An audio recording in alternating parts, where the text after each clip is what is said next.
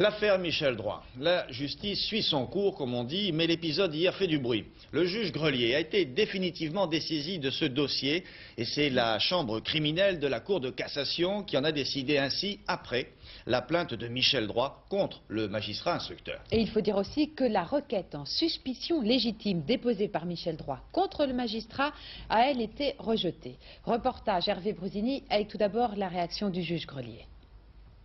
C'est une décision qui est cohérente avec la première, celle du 6 novembre. C'est un camouflet pour vous? On peut le dire. Cela dit, inculper un académicien pour forfaiture, vous vous doutez bien que c'était important, que c'était grave? Oui, oui. Mais je crois que ce n'est pas parce que l'inculpé a une certaine notoriété qu'il est injusticiable à part des autres. Vous avez l'air abattu ce soir. Quels sont vos sentiments à l'heure actuelle? Écoutez, je n'ai pas à faire part de mes sentiments. État d'esprit d'un juge face à une caméra, également filmé le cœur de la magistrature française, la Cour de cassation. Décidément hier, l'institution judiciaire se montrait au grand jour. Après 6 heures de délibéré, le président Ledoux donnait enfin lecture de la décision de la Cour. Le juge Grelier était dessaisi de son dossier. À l'extérieur, émoi, colère d'une vingtaine de juges venus par solidarité ou simple curiosité. Des magistrats choqués surtout par cette possibilité laissée par la Cour de voir inculper leurs collègues pour violation du secret de l'instruction et même forfaiture. Quel retournement de situation. Fin octobre, c'est Michel Droit, membre de la CNCL, qui était inculpé de forfaiture dans le dossier qui oppose deux radios, l'Arsène FM et Radio Courtoisie. Avec son avocat, il décidait le lendemain même de passer à la contre-offensive, dépôt de plainte et requête en suspicion légitime contre le juge. Aujourd'hui, la décision de la Cour, qui lui a donné en partie raison, déclenche une tempête au sein de la magistrature.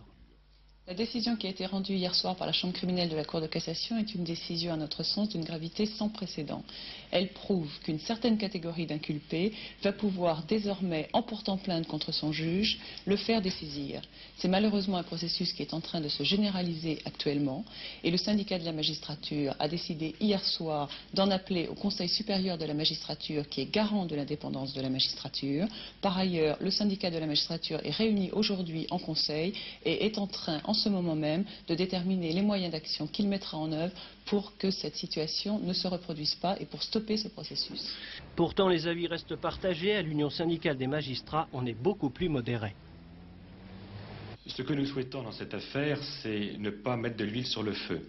La procédure qui a été suivie est une procédure parfaitement existante dans nos textes actuels. Ce que nous souhaitons maintenant, c'est que les passions s'apaisent sur une affaire de ce genre et qu'on laisse à la justice le soin de mener à bien son enquête jusqu'au bout, hors des passions et hors d'une exploitation particulière.